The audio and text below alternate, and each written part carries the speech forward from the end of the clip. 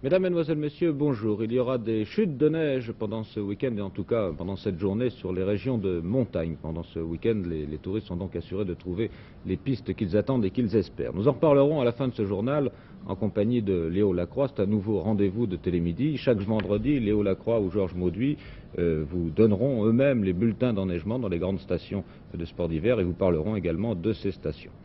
Les autres titres de l'actualité, tout d'abord bien sûr le Pakistan. Les troupes indiennes sont maintenant à proximité de Dacca et les Pakistanais commencent à accepter le principe d'un cessez-le-feu.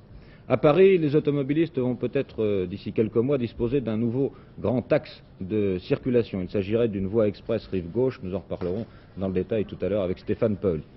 Et puis, il y a l'affaire de la mutinerie de Toul. Hier, vous avez pu suivre dans l'après-midi, heure par heure, sur la première chaîne, ce qui se passait dans cette prison de Meurthe-et-Moselle. Et dès 16h40, nous avons pu vous présenter un reportage complet. Les mutins, vous le savez, protestaient contre leurs conditions de détention et ils avaient allumé plusieurs foyers d'incendie. Ils demandaient la démission du directeur de la prison. Vers 18h, cela s'est calmé malgré une certaine tension persistante, mais cette nouvelle affaire d'agitation dans les prisons pose tout de même beaucoup de problèmes. Notamment, on a pu s'étonner de voir de très jeunes détenus mélangés avec, disons, des prisonniers plus durs ou plus anciens. Nos reporters de Nancy ont enquêté pendant toute la nuit. Jean-Marc Thomas se trouvait cette nuit même à l'intérieur de la prison. C'est ici même, très exactement dans cette salle, qu'il y a 24 heures a éclaté ce que l'on appelle maintenant la mutinerie de Toul.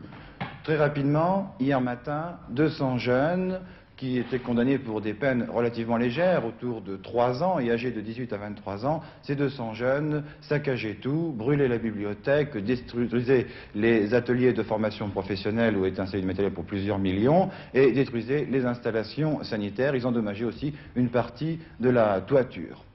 Très tard dans la nuit, nous avons pu obtenir l'interview exclusive de Monsieur Lecourneau, directeur de l'administration pénitentiaire, qui nous fait définitivement le point sur ce problème. Monsieur Lecourneau, vous êtes directeur de l'administration pénitentiaire. Pour vous, à minuit, la révolte de Toul est terminée. Oui, c'est exact. Nous avons assisté depuis dimanche à un mouvement collectif. Des meneurs ont réussi à entraîner d'autres codétenus dans ce mouvement. Les autorités avaient multiplié les appels au calme et il semblait que les esprits étaient apaisés, puisque ce matin, le travail avait recommencé normalement dans les ateliers. Quant à 10 heures, tout d'un coup, la rébellion ouverte éclatait. Il y a eu de gros dégâts à ce moment-là. Oui, les adultes ont démoli en partie les ateliers, tandis que les jeunes qui se trouvent installés dans un bâtiment de l'autre côté de la détention saccageaient complètement ce bâtiment où ils étaient installés, mettaient le feu à la bibliothèque, démolissaient les installations sanitaires des cellules et même tous les ateliers de formation professionnelle qui leur étaient destinés. Les jeunes sont restés sur place ou ont-ils été emmenés dans d'autres centres? Alors les jeunes ne peuvent plus rester dans ce bâtiment devenu inhabitable et viennent d'être transférés dans différents établissements. Vous entendez les détenus crier cet après-midi « les colis, les colis ». Qu'en est-il? Ça m'étonnerait beaucoup qu'ils aient crié ça, étant donné que dans les différents contacts qui ont eu lieu depuis dimanche avec les autorités, ils n'ont jamais et à aucun moment parlé des colis de Noël. Qu'en est-il pour M. Galliana et M. Diviasa? Lorsque la rébellion ouverte, comme je le disais, a éclaté, le plan de défense a été mis en application et comme le directeur régional était présent, tout naturellement, il a pris le commandement des opérations. M. Galliana reste dans ses fonctions. M. Galliana est directeur de la centrale de Toul.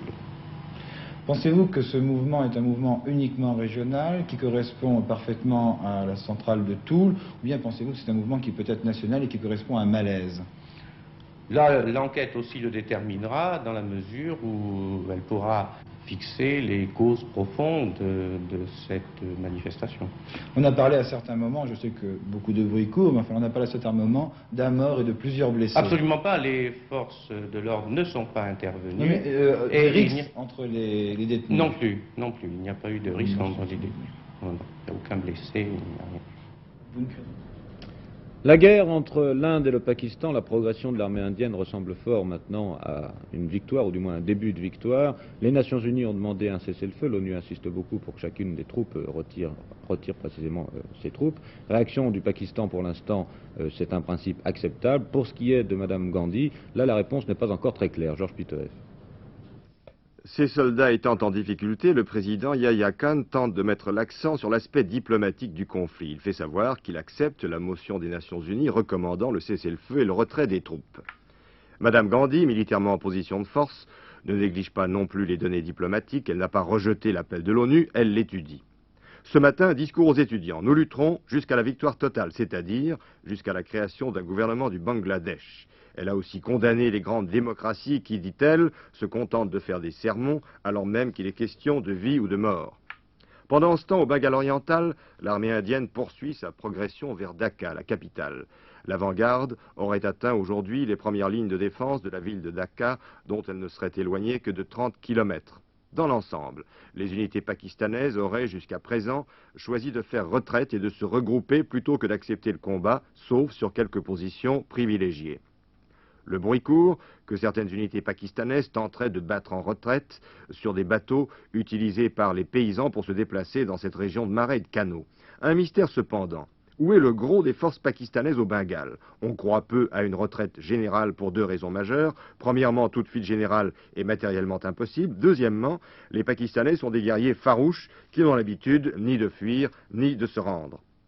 Dans les zones contrôlées par les Indiens et les maquisards du Bangladesh, les populations sont en liesse. Elles accueillent les combattants indiens et bengalis en libérateurs à tel point qu'il est peu probable que ces populations acceptent jamais un retour à la situation de naguère, sauf à y être contraintes par un changement dans la fortune des armes.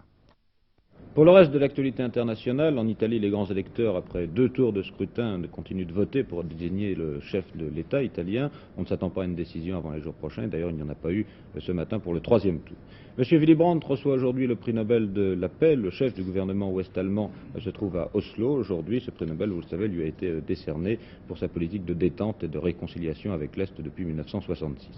En Allemagne, pendant ce temps-là, le conflit chez les métallurgistes n'est toujours pas terminé. La nuit dernière, il y a même eu une rupture des négociations. Ce matin, malgré tout, les patrons et les métallos se sont retrouvés. Il se pourrait qu'un accord intervienne, mais l'atmosphère n'est pas encore idéale. C'est d'ailleurs, vous le savez, et il faut le rappeler, un conflit qui intéresse aussi un certain nombre de travailleurs frontaliers français.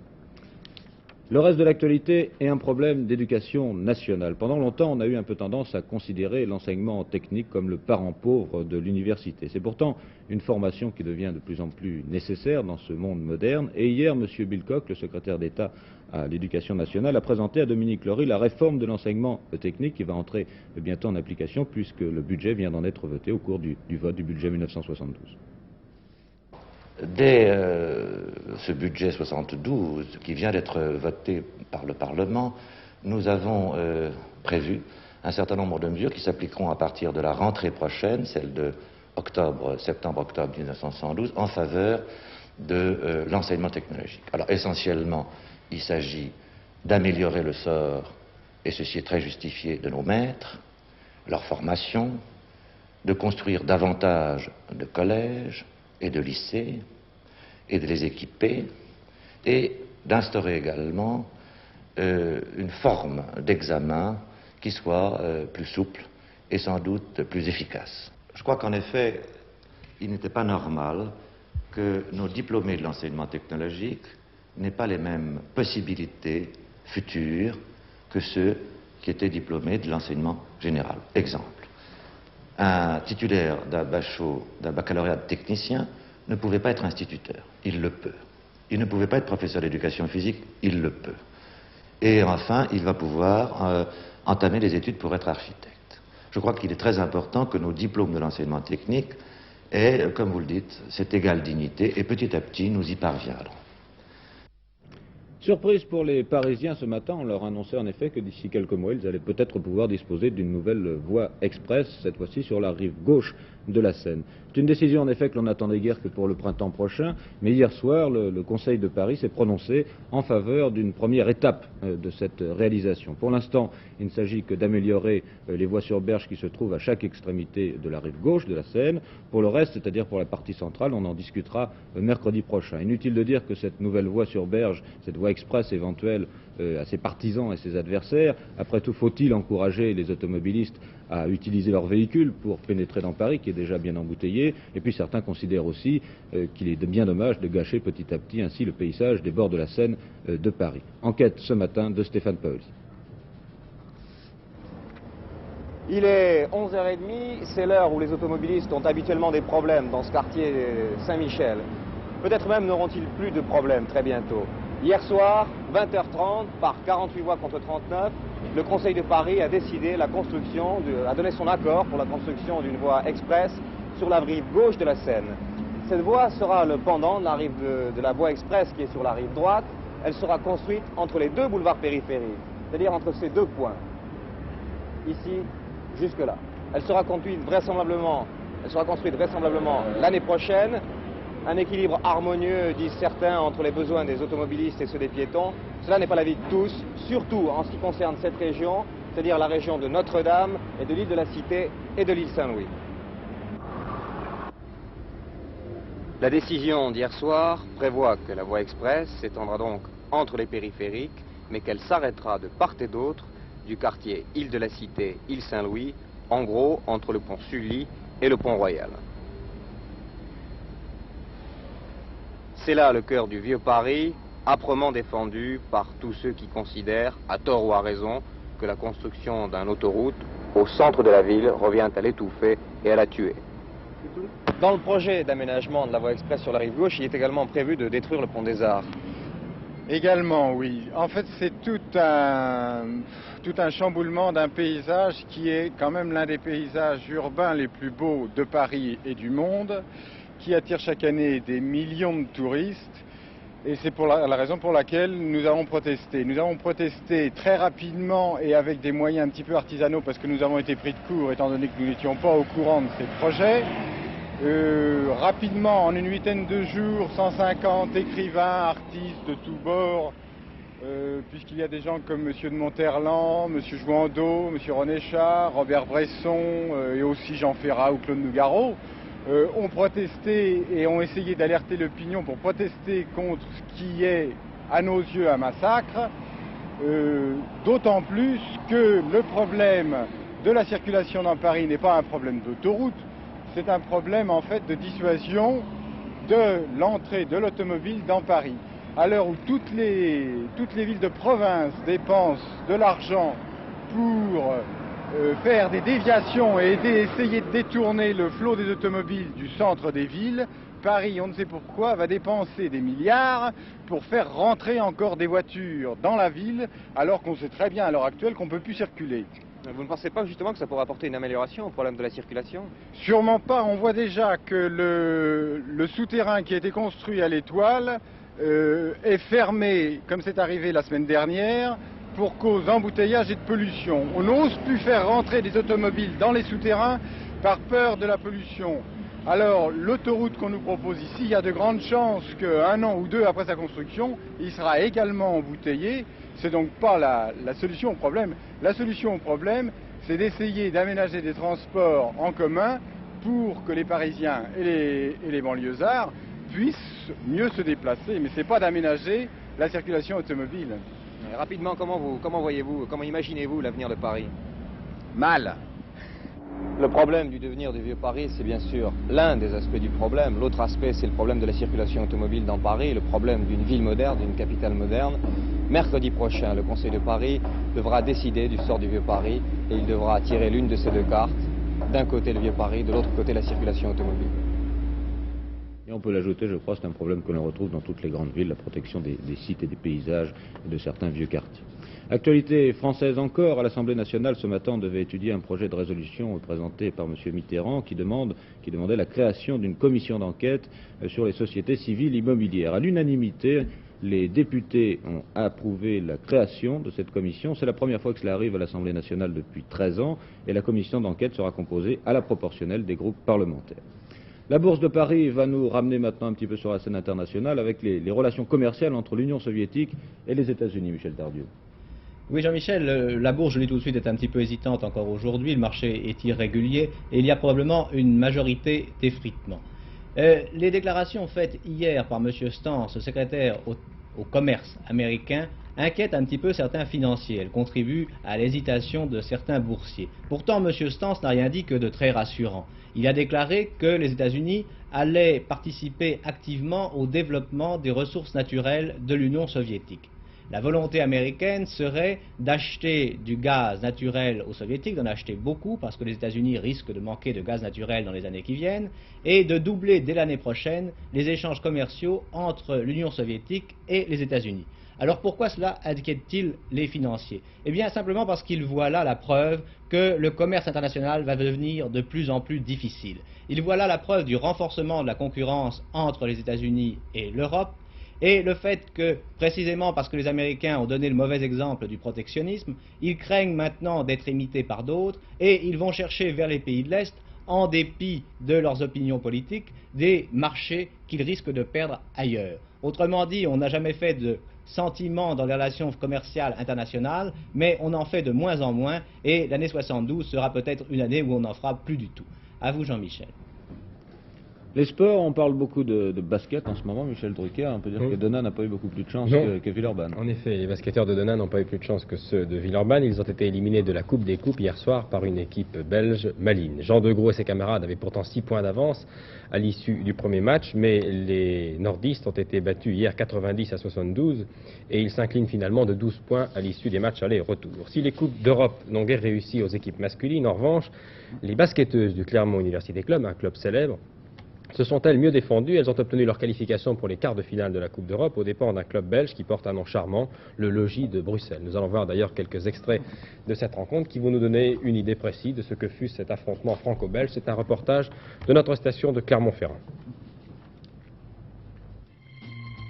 Revenus de Bruxelles avec une avance de 35 points, les basketteuses du Clermont Université Club, pour la première fois sans doute dans la Coupe d'Europe, ont joué dans une salle à moitié pleine seulement. Il y avait toutefois 3000 personnes à la Maison des Sports pour une rencontre somme toute sans suspense.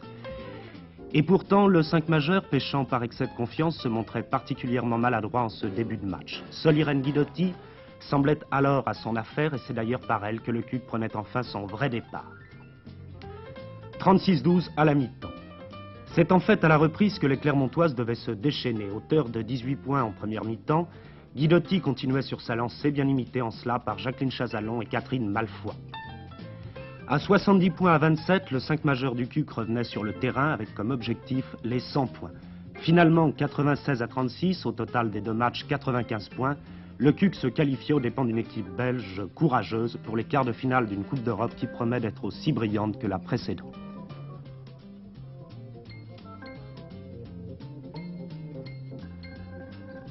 Autre titre important dans le domaine de l'actualité sportive, M. Jean de Beaumont vient d'annoncer son intention de se retirer de la présidence du Comité olympique français. Oui, c'est une décision très importante. Dans une lettre adressée aux membres du Comité olympique français, Jean de Beaumont explique les raisons de cette décision. Il se retire donc de la présidence. Il déclare notamment « Mon appartenance au Comité olympique international et mes responsabilités au sein de cette assemblée ne m'ont pas permis de m'associer au vote positif du Comité olympique français sur la qualification de la totalité des skieurs français pour les Jeux olympiques de Sapporo. C'est une décision surprenante qui tendrait en tout cas à prouver que M. Beaumont se range du côté de M. Brundage, le président du Comité olympique international, qui, vous le savez, depuis très longtemps a émis de sérieuses réserves quant à la participation de certains skieurs aux Jeux olympiques de Sapporo. Il faut aussi rappeler que le nom de Jean de Beaumont est souvent cité au nombre des possibles successeurs de M. Brundage à la présidence de ce Comité olympique international, M. Brundage qui va se retirer sans doute après les Jeux de Munich. Cette décision de Jean de Beaumont sera sans doute commentée à Val d'Isère où sont réunis, vous savez, les meilleurs skieurs du monde à l'occasion du critérium de la première neige. À Val d'Isère où après la victoire du Norvégien Aker, nouvelle étoile du ski mondial, il a gagné, vous le savez, le slalom géant, l'attention se porte aujourd'hui sur les skieuses. En effet, ces skieuses s'apprêtent à disputer demain la deuxième grande descente de la saison. Elles ont été battues à Saint-Moritz par l'Autrichienne Anne-Marie Pröll. Elles vont essayer de prendre leur revanche. Quelle est leur morale? Qu'en pense leur entraîneur? C'est ce que nous allons savoir puisque Jean-Paul Sauté a rencontré à Val d'Isère Jackie Fourneau qui entraîne ces skieuses de l'équipe. On a fait déjà l'entraînement pendant 2 journées sur la piste de descente. Elles la connaissent bien. Je sais qu'il va falloir qu'elles se battent au maximum parce que c'est une descente où on a quand même 2 étrangères que l'on connaît qui sont toujours là depuis la saison passée, en la personne d'Anne-Marie Pröll et Vitruve Drexel. Enfin, je pense que les Françaises seront aptes à les barrer et j'ai fort espoir pour samedi dans cette descente de Val d'Isère. Est-ce qu'on peut donner un pronostic pour samedi? Eh bien, le pronostic, je pense qu'il y a 4 Françaises qui doivent être là. Il y aura peut-être 2 étrangères et d'autres Françaises derrière qui s'accrochent en ce moment, qui, je pense, devraient être bonnes. Donc au moins 4 Françaises dans les 10 premières. Oh, peut-être plus. Je crois qu'on peut profiter de la présence de Léo Lacroix, dont je vous parlais tout à l'heure, la présence de Léo Lacroix dans ce studio, pour parler de ce début de saison. Alors, les premières impressions sur le comportement des skieurs et des skieuses, Léo? Ben, je pense qu'il n'est pas trop mauvais. Pour l'instant, il ne faut pas dramatiser. Bien sûr, ils n'ont pas remporté de victoire jusqu'à maintenant. Mais je pense surtout que les ténors du ski français se sont préparés essentiellement pour les Jeux de Sapporo. Oui. Et je crois qu'ils ont absolument tout axé leur saison sur ces Jeux Olympiques. Alors parlons un peu de la descente. Depuis 2 ans, les Suisses dominent. C'est une surprise pour vous? Ben non, c'est pas une surprise. Déjà auparavant, ils avaient quelques individualités qui se manifestaient. Bien sûr, ces dernières années, ils ont fait bloc. Il faut dire qu'ils ont une équipe très homogène.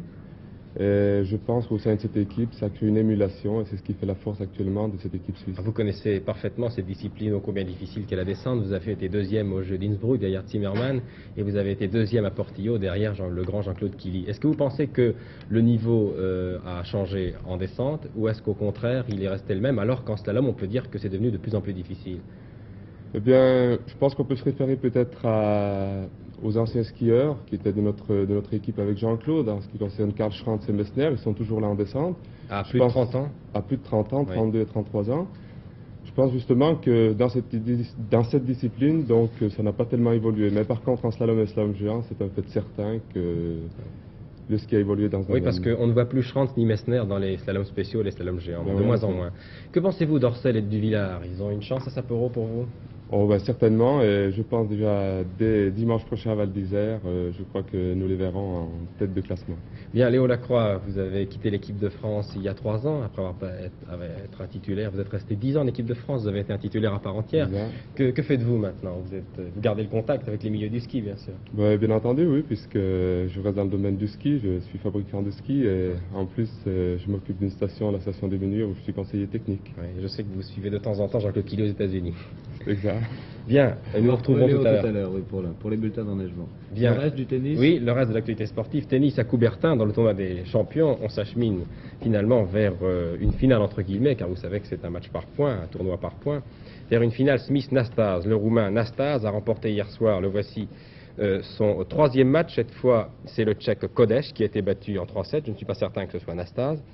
Le Roumain a pris sa revanche de Roland Garros, où il avait été battu par Kodeš. Quant à Smith, que voici, il a remporté lui aussi 3 victoires en 3 matchs, la dernière ayant été acquise aux dépens, vous le savez, de Pierre Barthès. Barthès qui a été battu facilement hier par Richer. Ce soir, 3 matchs importants, Nastase Franulovic, Barthès contre Gremner, Gremner remplace Rosewall qui n'est pas venu à Paris, et Smith contre Kodeš. Enfin, pour en terminer définitivement avec notre page sportive, je voudrais vous signaler que ce soir, au Palais des Sports de Saint-Ouen, sera présentée une nouvelle forme de catch. Voici un aperçu, il s'agit du Luna Catch 2000. C'est un catch particulièrement spectaculaire, vous le voyez, les catcheurs étant propulsés, projetés à plus de 5 mètres du tapis par des tremplins à air comprimé. Ce système permettra, vous l'imaginez, des prises particulièrement spectaculaires et impressionnantes. Et si vous voulez en savoir plus, si vous aimez le catch, je vous conseille d'aller assister ce soir au Palais des Sports de Saint-Ouen à cette réunion organisée au profit de l'Union des journalistes sportifs de France. Voilà pour l'ensemble donc de l'actualité sportive, pendant que nous continuons de voir d'ailleurs quelques instants ces catcheurs. On peut se demander s'il s'agit d'acrobates ou de lutteurs d'ailleurs en l'occurrence. Nous avons parlé de ski et de neige et la saison est véritablement débutée maintenant. Nous vous proposerons à partir d'aujourd'hui, tous les vendredis à cette heure-ci au cours de Télémidi, des bulletins d'enneigement bien sûr dans les différentes stations de sport d'hiver. Nous en profiterons pour en faire, disons à chaque fois, pour faire un tour d'un certain nombre de stations, de ces stations, avec 2 grands spécialistes de la montagne et du ski. Il s'agit de Léo Lacroix qui est avec nous aujourd'hui et de Georges Mauduit. Le premier donc de ces rendez-vous aujourd'hui avec Léo Lacroix, les hauteurs de neige bien sûr, les bulletins d'enneigement, et puis une station, il s'agit de Vars, qu'on peut peut-être présenter, Léo. Oui, en effet. Vous allons la regarder. Où situe Vars d'ailleurs? Eh bien, Vars est dans le massif des Alpes du Sud, c'est situé à 1900 mètres d'altitude. Vars, donc, dont vous voyez ces images, c'est une station donc au pays à la fois méridional et alpin, qui présente d'immenses champs de neige, des pistes en forêt, des terrains dégagés. D'ailleurs, le slogan de Vars, on dit c'est un décor de rêve dans un paysage de Samivelle. Pendant ce temps-là, nous voyons bien sûr les hauteurs de neige. Je crois qu'il faut signaler qu'à chaque fois que vous voyez une petite étoile en face de l'une de ces stations, comme c'est le cas par exemple pour celle que nous voyons en ce moment, il s'agit de stations qui sont ouvertes. C'est la grande majorité maintenant d'ailleurs des stations. Oui, pratiquement toutes les stations actuellement sont ouvertes, quelques-unes sont ouvertes que partiellement pendant le week-end. À cette époque-ci, en début de saison, lorsqu'il vient de neiger, comme c'est le cas par exemple aujourd'hui, quel genre de neige on peut trouver pour les touristes le prochain week-end par exemple? Tout de même Eh bien, oui, c'est une neige poudreuse en effet, puisque actuellement il fait quand même un temps assez froid et dans toutes les stations, même des stations de 1000 mètres jusqu'à 1800 mètres, nous avons une parfaite neige poudreuse. Est-ce que ça n'est pas un peu dangereux finalement pour des skieurs relativement débutants, la poudreuse? Non, absolument pas, parce que les pistes sont entretenues, elles sont damées, alors aucun problème de ce côté-là. Les premiers conseils à donner en début de saison aux skieurs? Eh bien, tout d'abord qu'ils vérifient peut-être un petit peu leur matériel avant de partir. Les skis, les chaussures, je vous conseille plutôt qu'on chausse les chaussures à la maison 1 ou 2 fois avant de les chausser sur neige. Il y a des tas de chaussures très spectaculaires d'ailleurs maintenant. Actuellement, en plastique, des chaussures injectées, bien sûr. D'ailleurs, c'est le progrès. C'est le programme, mais donc c'est peut-être pas indispensable pour un débutant ou un skieur moyen. Non, je ne pense pas. Non, pas pour un débutant. Surtout pas de chaussures injectées. Alors l'entretien des chaussures, pour le reste? Ben, pour le reste, peut-être quelques conseils, c'est-à-dire pour éviter peut-être d'avoir des courbatures au lendemain d'une remise sur ski, conseiller de faire un petit peu d'éducation physique. Il faut y prendre longtemps à l'avance pour un non-sportif, par exemple un citadin? Oh bien non, je pense quand même 3 semaines avant de partir au sport d'hiver, qui veuille bien un petit peu se dégourdir. 5 à 10 minutes de... Oui, 5-10 minutes par jour, je pense que c'est suffisant. On a moins de chances de se casser une jambe, disons. Voilà. Bien, merci Léo Lacroix. Voilà pour disons, ce premier rendez-vous pour les bulletins d'enneigement. Je voudrais vous donner 2 dernières informations qui nous sont parvenues pendant ce temps-là. D'abord, il s'agit d'un voilier qui a lancé en fin de matinée un SOS. Faisant savoir qu'il se trouvait en détresse à 56 km au large de Toulon. 7 personnes se trouvent à bord de ce bâtiment dont on ignore encore la nationalité. Et puis là, c'est la suite de la saison littéraire. Le Grand Prix Vérité, c'est le 25e du nom, a été attribué tout à l'heure au livre du père Albert Stillet, Le prêtre et le commissaire, au 2e tour de scrutin par 7 voix sur 12. Il nous reste à retourner maintenant à la Bourse de Paris pour les cotations, pour retrouver également, bien sûr, Michel Tardieu. Je vous disais tout à l'heure que le marché était irrégulier avec une majorité d'effritements. Il semble qu'il se soit un petit peu redressé par la suite et je crois que finalement la séance d'aujourd'hui n'apportera pas de grosses modifications sur l'indice par rapport à celle d'hier. Mais il faut bien dire que les boursiers ont été un petit peu déçus. Ils ont été un petit peu déçus de constater que la Banque de France n'a pas abaissé son taux d'escompte et qu'elle a même légèrement relevé son taux d'intervention sur le marché monétaire. Pas de beaucoup certes, mais suffisamment pour que ce soit une déconvenue pour tous ceux qui attendaient au contraire une baisse. Et à ce propos, on peut probablement faire un parallèle entre la France et l'Allemagne. En Allemagne aussi, les boursiers sont déçus. Ils espéraient de leur côté que la Bundesbank pratiquerait une politique d'argent plus facile pour soutenir l'expansion intérieure. Or, il n'en a rien été. En Allemagne aussi, la Banque centrale paraît moins sensible que le ministre des Finances à la tentation d'essayer de relancer l'activité par l'assouplissement du crédit. La Banque centrale trouve en effet que l'inflation est trop forte et comme elle n'a pas les mêmes préoccupations électorales que le ministre des Finances, elle paraît plus décidée à défendre la monnaie, quitte à freiner un peu l'économie. Toujours en Allemagne, on parle d'un premier progrès, Jean-Michel Lejeune l'a dit tout à l'heure, dans les négociations entre les patrons et les syndicats, qui s'opposent, vous le savez, dans ce conflit de la métallurgie du Bade-Württemberg qui paralyse une partie de l'industrie allemande et notamment de l'industrie automobile. Passons de la métallurgie à la sidérurgie et d'Allemagne, revenons en France.